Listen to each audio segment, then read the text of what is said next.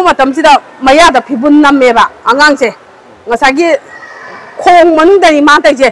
hek adu kumthra amagadi kuki na dum phangha dawbane bako haidre akhoi khunga ko ibung pasing di khitang tawrubda phana bako tan tan nabi akhoi gi pali balai ngak sem mapi mapa di mani ma si kuki singi makhada leira ba sini ba channel asibu nongno yangbiri ba mipung kuni magna like subscribe amasung share to sing biduna miyam gi seba mapung phana tawbagi kutong sab de pibiu akhoi lakchaba se MANIPURI WALFARE SOCIETY DHOLAI adugi maigai dagi akhoi lakchabani adi jiri de leiriba relief camp de leiriba mayam sing oja sing ichininaw sing mayam unajage aduga khajik achapot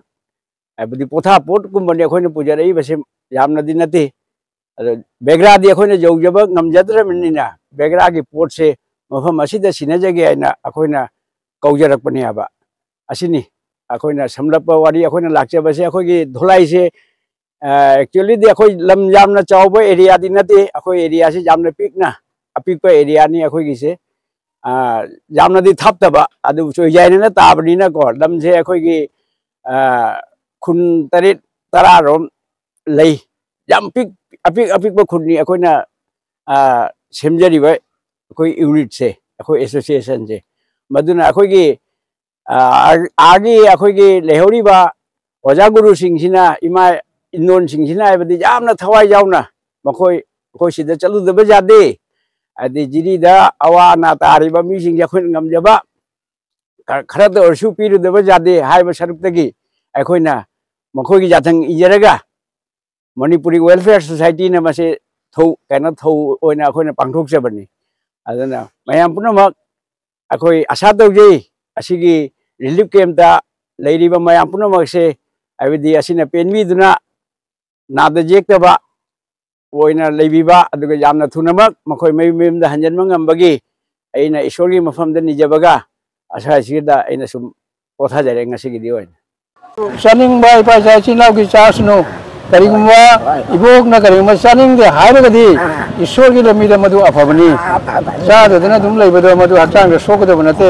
sa de ya de sakti sari dana injang sari dana adu khakna ayo ki punchiron se sangwasu oisno aduga leiriba lutinau sing cha cha ya chinau sing leiriba punamukisu mayam punamaksa wana ta dabaina ishorgi mafamda khurumbeu asi haraga ai ibok ke karingam hati nang tawjege se ibok ine kari kari leina chao ibok na ne apamba se akoina kari su pura pongam de ko asi kari ko Terus ayo kita angam bagadan kacarong ke warau jadi. Kari dia warau jadi. Nui maya ngam cita na. Lai betul. Naik ke leiba. Cita cumi. Saya kau oi. Saya tahu ni saya paham na ngorok lama pangkang dah. Itu tahu benar kata. Tahu benar kata. Ayo nak. Ishor to. Mungkin itu वो के वजह ईश्वर के मानव में सही तरह में सही चाम है पाए से खा का सार है पर मिजोरम के एक्सट्रीम बॉर्डर होइबा धोलाई हारिबा सब डिवीजन दुगी अयाम मितै खुंजापुर मुंगना अखोई संस्था में सेमी संस्था सिनि ममिंग से social welfare Manipuri social welfare है हाइबने अरे असि वेलफेयर सिदा लेरिबा कोई मी मेंबर सिंह खंगे असेंबली सेक्रेटरी प्रेसिडेंट खंगे पुरुमक्से अखोई ओजावै के लेरे फिरुम बिसि यामना नुगाइतबा अमसु पुनिंगा मतम दे यामना कोई नुगाइतबा पोयेबा अदुबु पुलक खुंजागा मखोई पुरुमक्से तानरगा अंगम मखैतंग मतेंग तौरिसि मयांग अवाबि अखोइतंग शेयर तौजेरुसि शेयर तौमिनेरुसि हाइदरा मसे अखोई संस्था के लाइबा सेक्रेटरी प्रेसिडेंट चिंबा कोई खरै जाउदिरै अदु मसिदा अखोई लाइबसे ओजावि अवाना से पौदम सारगने अन्ना ये की मरम न खंदे करिगुम्बा खुदोंग चादबा करिगुम्बा लेबा मतंग तारगदी अखोई संस्था सिदा हेते खंगन बिरो ए आसी की फोन नंबर टेलीफोन नंबर आसम दे लेबा ग्रुप से सिदा कोई लोइन पिरमबने मरु होइना अन्ना ये की मरमदा हिदाक लांग आदि खरा क्रिटिकल ओइबा हिदाक जिरि मनुंग फंगदबा होजो मणिपुर दे सुलाकबा खुदोंग चादबा अदुगा मे फिरम तंजा लागदी अखोई दे हाइबिरो अखोई एकदम सिलचर दे की मैनेज तरो कुदा कुदकता ꯑꯐꯪꯕ ꯃꯐꯝꯗꯒꯤ ꯀꯧꯔꯒ ꯑꯩꯈꯣꯏ ꯑꯅꯥꯕꯗꯒꯤ ꯈꯨꯗꯣꯡꯆꯥꯕꯗ ꯃꯇꯦꯡ ꯑꯋꯥꯕꯗ ꯃꯇꯦꯡ ꯇꯧꯖꯒꯦ ꯍꯥꯏꯅ ꯑꯣꯖꯥꯗ ꯑꯩꯈꯣꯏꯅ ꯊꯝꯖꯔꯤꯁꯤꯅꯤ ꯁꯤ ꯍꯥꯏꯔꯒ ꯁꯤꯗ ꯂꯣꯏꯁꯤꯟꯖꯔꯒꯦ mayam punamak asi kem asida leibiri ba oja guru sing mayam punamak koina khuramjari akoina lakchari base Manipuri Welfare Society aiba sanstha adugi maigi digi lakchabani aduna akoi karigumba marang kaina karigumba ma purakpasu ngamde puraiba khara sina mayamna penbina ba aina aina khub lonajari mayamgi mafamda akoina matungda ojagi awa nungaida akoi matam khudimakta saruk jajani akoi wari phaunaraga kari awat apa leiba tungda akoi mendok mijin taunasi ngasigi akoina puraiba sina potha poloina loksin biwaina aina mayamna chingnabidana loksin biwaina amuka haijari aina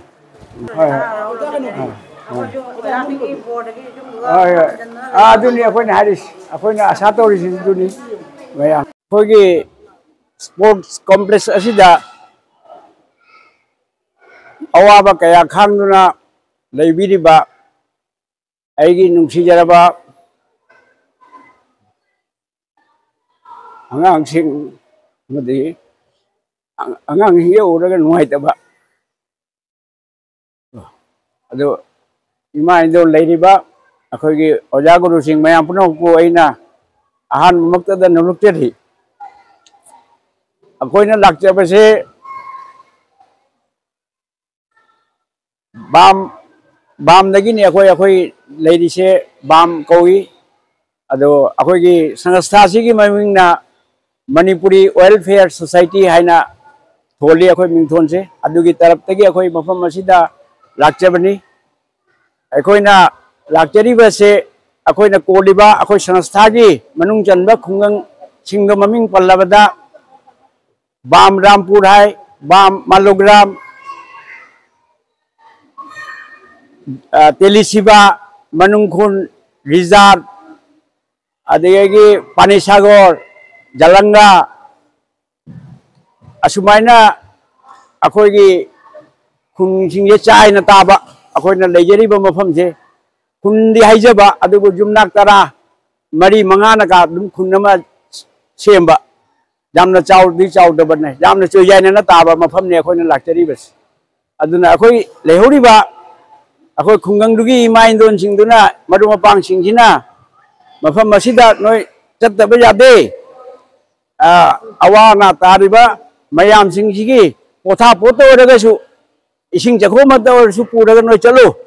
haina akoina moigi mateng laujaraga akoina lakchabani sida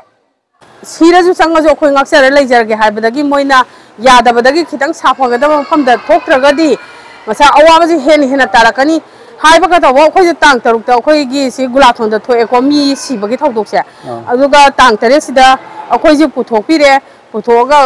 नोंगालमदाई तांग निपानगा तरेक निपानगा लोनबजे सिदगी भूटान खानदगी मई थाबा हौरगा मथंग मथंग तौरगा खुन मरी मंगाजे थारबा मतुंगदा अखोई खुन लमताई खुन वाइजे सिसिने last ओइबगी मतुंग इना तुम्बदे अखोई खुनजे तुंगरे लमताई खुनगी जुम तुंगरे 60 का 5 की सांगनिको Jumlah 70 की सांगे थादोक पीरे युमसे अदगी अतै तुमना साक्तबसिना खाइबोक सागा लेहौबगुंबा मयाइ चबुक्ता कापसलगा बोम लंगजलगा थारगा मयाइ चागा मताइ खरा साहौदबा अदगी